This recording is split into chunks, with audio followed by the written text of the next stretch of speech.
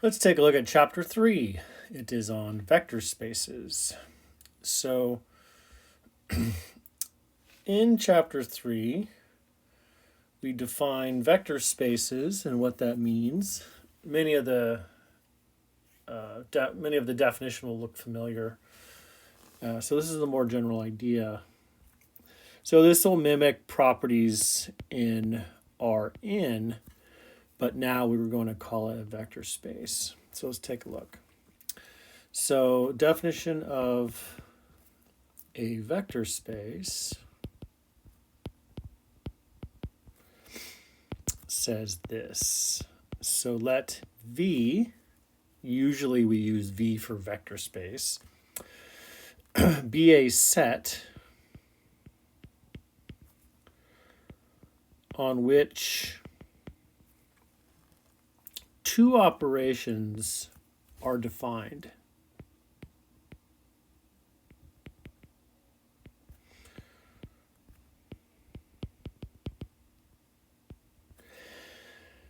They are vector addition and scalar multiplication. So those operations are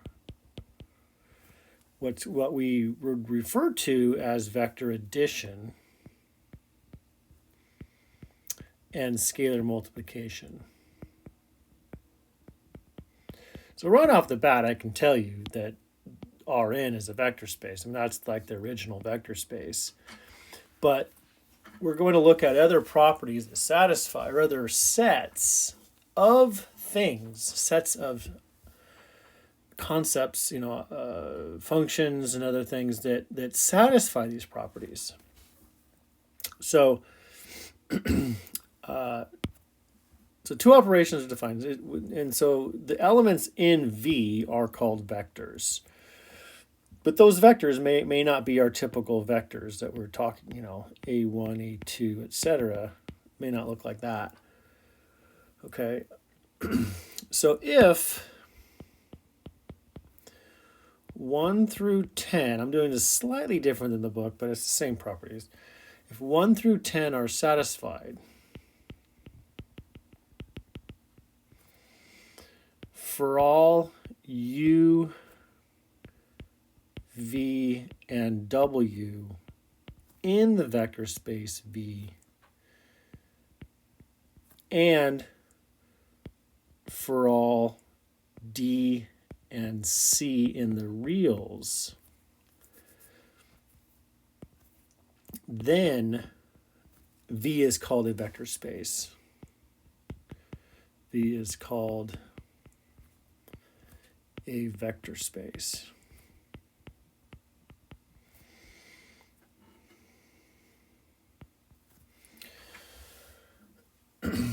Okay, so if 1 through 10 are satisfied for every vector and every real number, then V is a vector space. So the properties are this. Number 1, U plus V stays in V. So that you've seen before. What's that called? That's called closure. I won't label all of these because it'll take forever, but okay, so let me move this down. So the first thing I'm doing here, this is for addition. And since I have colors here, let's change it. This is for addition. So when you define addition, that addition must stay in that space, or in that set, in that set. And then 2, we have commutativity. So addition, the addition commutes. So U plus V is equal to V plus U. Okay, so that's you've seen that one before. That's commutativity. And then you have associative properties, U plus V plus W, U plus V plus W. Those are all vectors. And as we've said before, it's a binary operation, so you can only do 2 at a time. So you got to do those, or these at a time. So that's associative. 4 is that V, the set V, has a 0 vector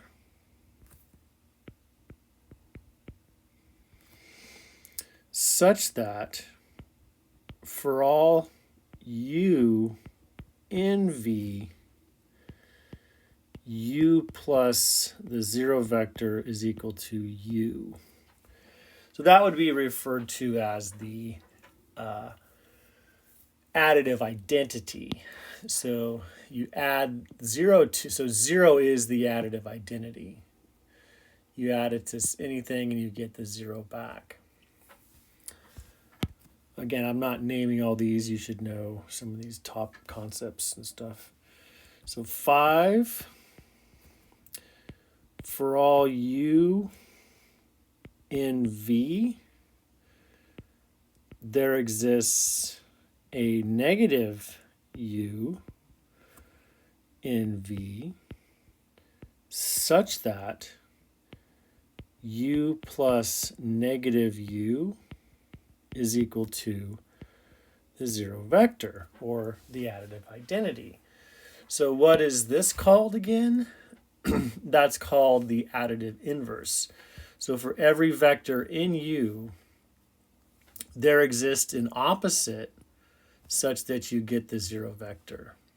And notice that this isn't any exclusions, because if U is 0, then negative 0 also gives you 0. Just thought I'd throw that out there for you. And that's true for any real numbers. So you could always go back to Rn and vectors, like regular vectors. Those are all the properties we're used to. Okay, next, so that was addition. Let's do scalar multiple.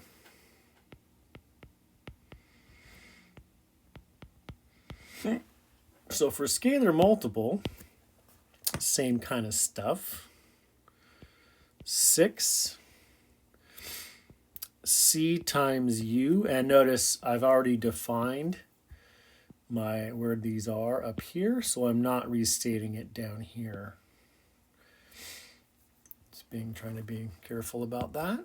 So c times u is in V, and that's closure again. Closure for scalar multiples. 7. This is a distributive property. C times the quantity u plus V is equal to C times U plus C times V.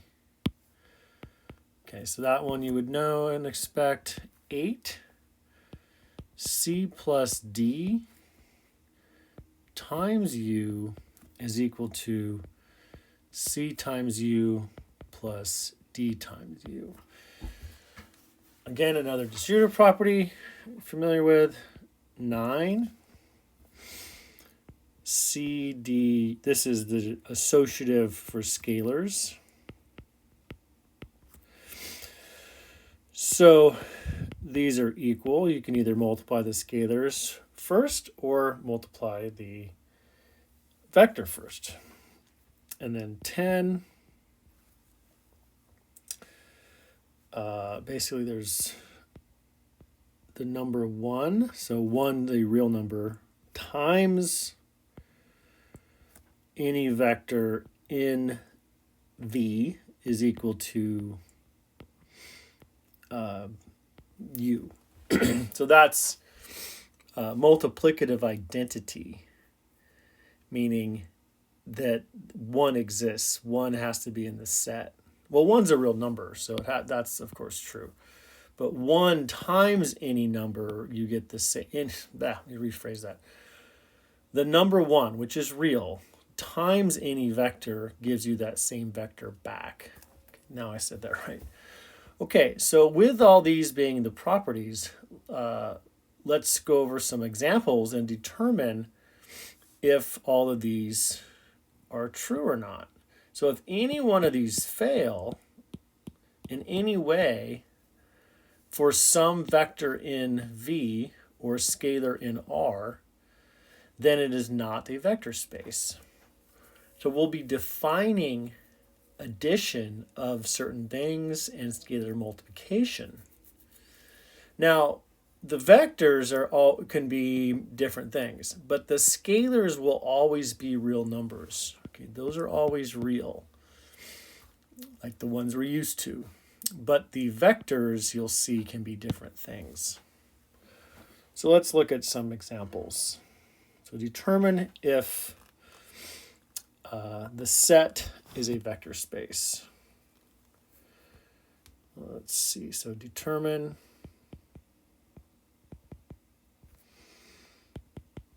if V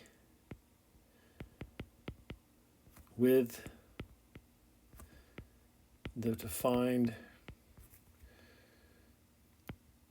better write that out, huh? With the defined addition. This is when you can like fast forward. Addition and scalar multiplication, because you know what I'm about to say, right? Is a vector space. We'll abbreviate vector space like that. Okay. So let's look at a few of these. First, let's just throw that out straight up that first example, and I'm not going to be real detailed in all this case. You want to spend some time writing all this out and checking one or two of them yourself. Okay, we're going to look at R2, Rn, usual definition. So R2 would be all the set of vectors like this, say x1, x2, such that x1, x2 is in R. And basically we're saying usual, also I'll just say normal vector addition and scalar multiple. Then those are the same basic properties we went through before, so of course they're going to work. So sometimes what I'll do often is just kind of come up here and let's go through them. So there, it's definitely closed when you add these two together. You can associate. We know you have that. Zero vector, yes. If those are both zero, it works. Okay, opposites, yeah. So if each of those components are opposites, we add it up and we get the zero vector. Okay, scalar multiple, same definition. C times one of those guys. And that works, that works, that works. 1 times that, yeah. So, of course, those are vector spaces. I mean, that's kind of the original vector space kind of thing. All right, next one. Let's see, where am I at? Okay, okay, so next example right here.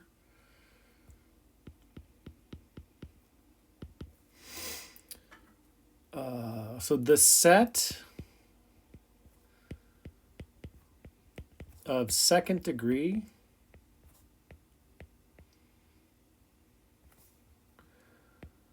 polynomials or less. So like basically p of x is x squared plus y, like x squared plus 2x minus 5, or it could be a linear case or just a constant. Sometimes you'll see the abbreviation p with p sub n. That's an nth degree polynomial, and then you'll be clear that it's less than or equal to 2. So it's the set of all second degree polynomials.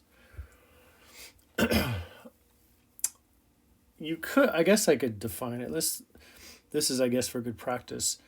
So let's define that to be the set a2x2 plus a1x plus a0 such that A2, A1, and A naught, those are in the reals. And so so I'm not restricting, in this case, A2 to be non-zero. So this could zero out, this could zero out, and you get A naught. So this is the form, and then those are the scalars. And then you have to define what your addition is. Okay, so what do we mean by addition? So it's the usual stuff. Okay, so usual addition and scalar multiple. Just like you would for any polynomial. When you add them up, you add like terms, scalar multiply distributes to each term, etc. And so think about it. If you have any polynomial, do these properties hold? Let's go through them. So I'm not going to write this down. Okay, so you want to spend some time on this if this doesn't make sense to you. And we can work on it together. You just got to ask. Okay, well, let's just think about it. Okay, so picture a polynomial. So you have, x squared plus 3x minus 5 in your head. And, 4x minus 2. Okay, so those are two polynomials, second degree or less. Closure. If you add 2, does it remain a second degree polynomial or less? Yes. Could add to be a second degree, could add to be a first degree or zero vector or zero. But can you add vectors and make it not be second degree? Can you get like a third degree? And of course you can't. So it's closed. Can you associate those two? Yes, of course. It doesn't matter the order. You're just adding those components. I meant commute. I'm sorry. Can you commute those? Yes, of course. Associative property, no problem. 0, yes, of course. It's just the number 0. Add that, and you get that other polynomial back. 5. Is there an additive inverse? Additive inverse property? Yes, there's an additive inverse. You make these all negative, or not negative. Change the signs and everything. Add it up, and you'll get the 0. You'll get the 0 vector, which is 0 itself. Scalar multiple, is it closed? Yeah, multiply each one. It's still a secondary polynomial or less. Then you have these, of course. 1 times a polynomial, still a polynomial. Okay, so yes, this is a vector space. That didn't show up very well, did it? Okay, so yes.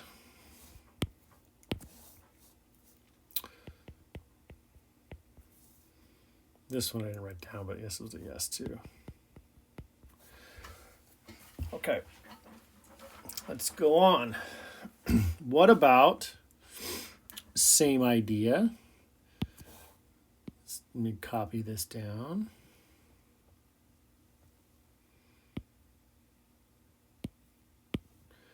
What about second degree polynomial only, not or less? Should have an intuition about this. Let's think about it. Let me finish my set though. Okay, so this is, we'll say n is equal to 2. And in this case, what do I have to do? I have to say that what? I'm just cleaning up my work here a little bit. I have to say and what? So if it's going to remain a second degree polynomial, I cannot have a sub 2 be what? 0, yeah. I cannot have the leading coefficient of this term be 0. That will guarantee that this is always a secondary polynomial. These can be 0, that's okay. So that's the set of all secondary polynomials. Is that a vector space? Okay, so think about it. Well, you'd have to check those. It's really, you're going to show any of these. Okay. I'll give you a little hint here, though. 2 through 5 will all hold. Like, these are all going to hold. I mean, they're just polynomials. You can do the same operations with the polynomials. Okay, let's see. 0 vector, yeah, you get the same one back. Additive inverses, yeah, you make them all negative. Add them up, you're going to get that. Which one do you think is not going to hold? I'm giving you a hint like it doesn't work. All right, let me give you a counterexample. So let me write that down because I want you to be familiar with the terms. So counterexample is one example. You only need one to show that something doesn't work. So counterexample, let p of x, I'm using lowercase, equal negative x squared, q of x be x squared plus really anything, plus x plus 1. Okay, then when you add p plus q, what do you get? You get x plus 1, right? Because those terms annihilate each other. And that is not a secondary polynomial. So this is not an element of Pn equal to 2. Therefore, it's not closed. So therefore, not closed under vector addition. Okay, so all polynomials, I mean, a polynomial less works, but not just a second degree. And just to be clear too, the vectors in this set are the polynomials. So that's still called a vector, even though it's not a vector space. So this is the vector. It's just completely different than this type of vector. But actually, we will be able to show they can be basically correlated. So if these operations act like a vector space, you can basically make it look just like that thing. But that's much later. Well, a little bit later. Okay, let's do another one. Where am I at here? Okay, this one we'll just talk about again. This one, the set of continuous functions.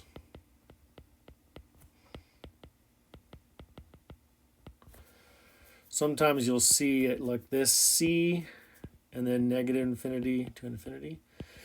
So a set of continuous function on the reals, where your function addition is defined as usual.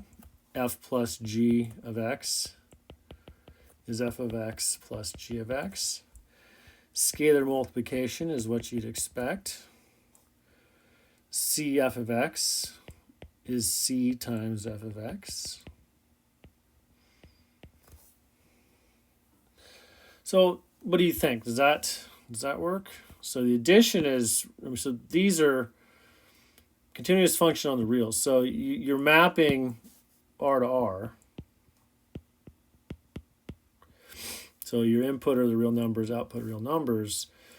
This is your codomain, so it's not necessarily all of R, but that's your codomain. Your range would be reals. This could be restricted as well, but that's really not the point here. A set of continuous functions on the set defined.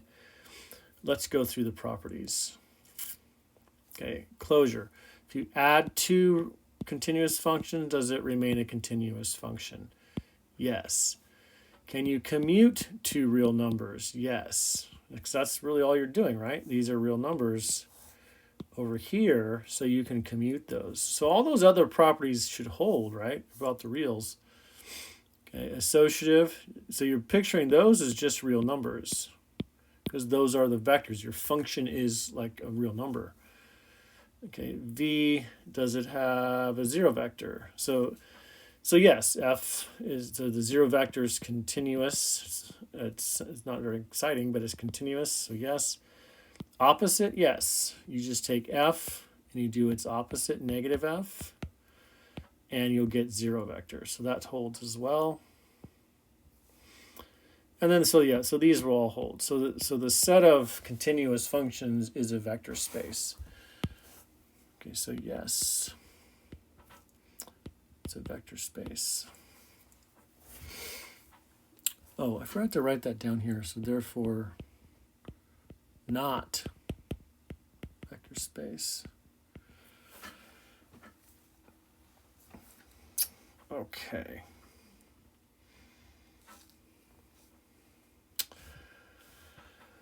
Let's continue.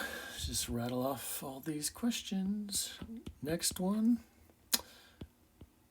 Let this,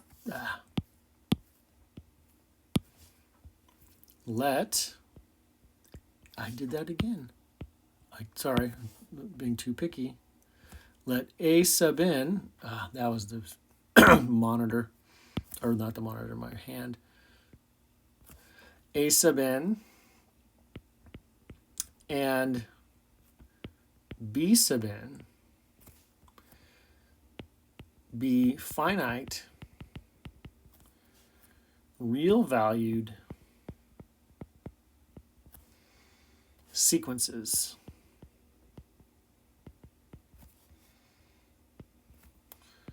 And then my n will range from 1 to k. So it's finite, so we're going to stop at k.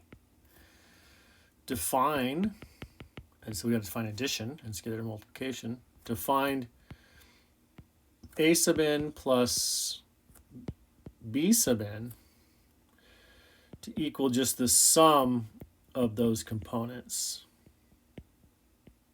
Like that. And for scalar multiples, t and r, t times A sub n is just, you just put it inside basically, t A sub n. All right, so is that a vector space? Okay, so you got to picture what's going on. These are sequences. Okay, and then when you add the sequences, you just add the components. Okay, so when you add two sequences, does it remain a finite sequence? And so, yeah, I mean, you just define by the in part. Those match up, you add it, and you get the same thing back. Is this a finite real value sequence? So yes, this is true as well. And then you test the rest of these. Do the rest of these hold? And basically, same kind of thing as continuous functions. Since you're dealing with real numbers, these are going to hold. You're going to have all those. So check that if it's not clear. Right? You need to go through those more carefully, and maybe make an example to convince yourself. But yeah, it will work. So this is a yes vector space. Okay, let's do another one. Let's let S equal the set A1, A2 such that A1, A2 is real. So that's basically like ordered pairs, or you could think of that as a vector.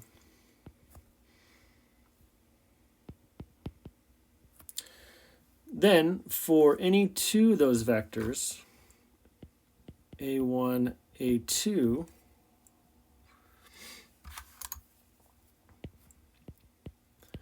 and then B1, B2 in S,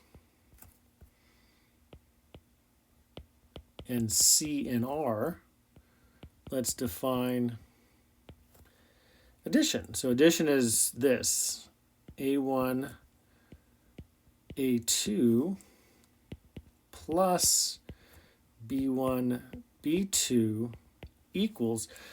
This is where the book will use this plus symbol like this.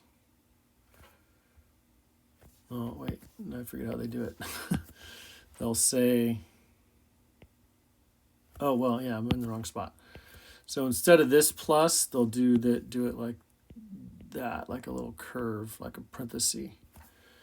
So this is addition defined like basically differently. So we're going to define the sum of two elements in S to be A1 plus B1, which is the normal thing we do for regular vectors. We're going to define this to be A2 minus B2. Okay, and then scalar multiples will be the same. So scalar multiplication does not change. We'll just define that to be, I'm going to go ahead and put it right here. Okay, and then C times A1 B1 is CA1 CB1.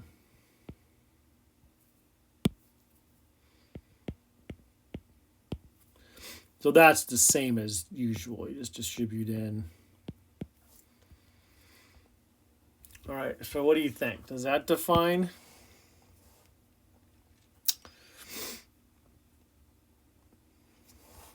A vector space. So basically what you do is you go back and you check to see if any of these don't hold. So do you have closure, right? Any of them. And there's a few culprits you check first. I mean, the one you check usually first is closure. Can you come up with vectors that don't put you back in the space? Commutativities, one. Associative property, maybe not as much. I don't know. It just depends on the situation. Okay, so what do you think? So try that one. Try to figure it out. I'll even write it down in my video. Try it. Okay, so maybe you tried it, and let's see. So we need to show something doesn't work. So let's just take a look. I have an example here, but let's see.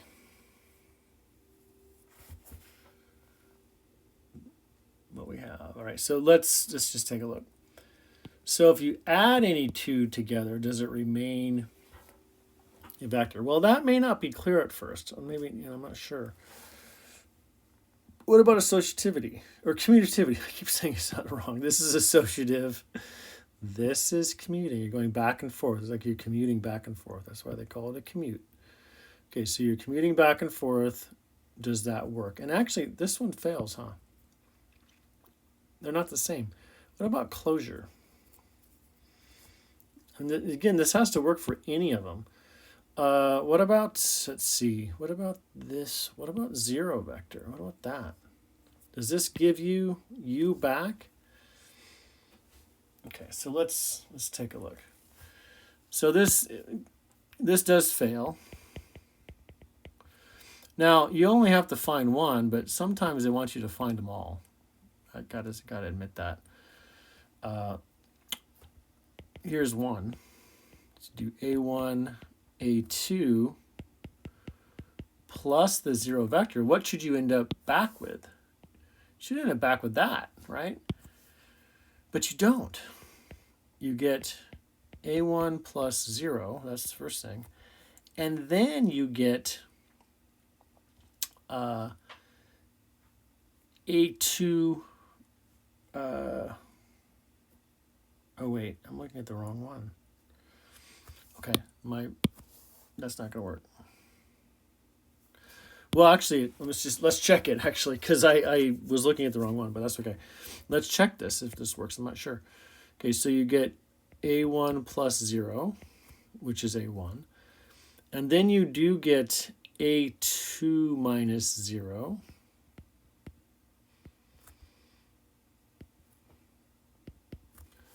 And so that does work. Okay, so that's okay. A1, A2. So it doesn't fail the additive inverse one or additive identity one. So that one works. Okay. So what it does fail, though, Maybe you've already found it. I will show you in a second which one it fails. Just want to get everything all organized here for you.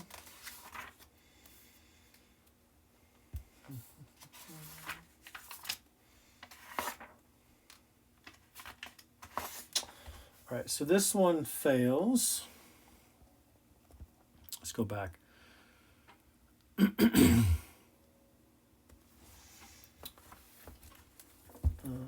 Okay, so keep checking. Keep on. Oh, there it is. That's what I'm looking for. Looking at my wrong notes.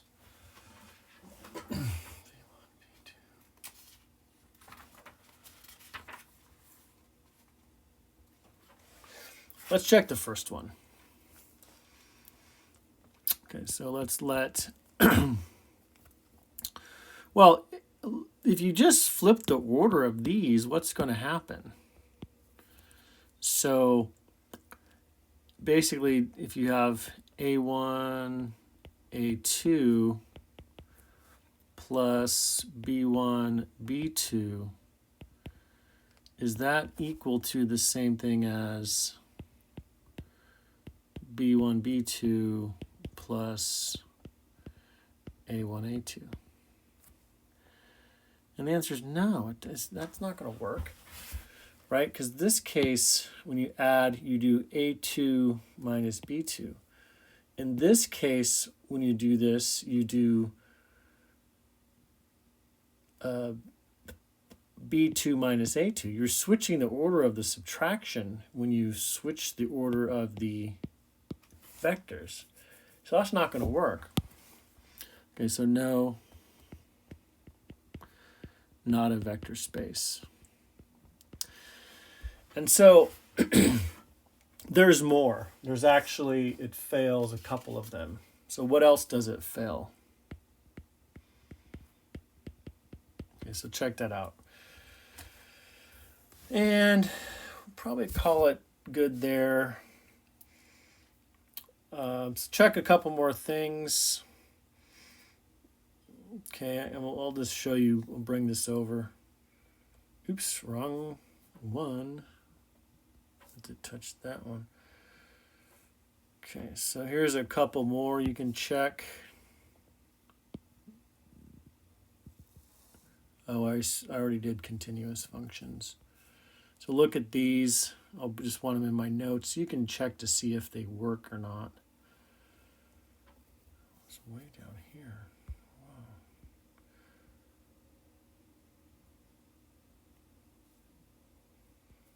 I'll make the font size the same.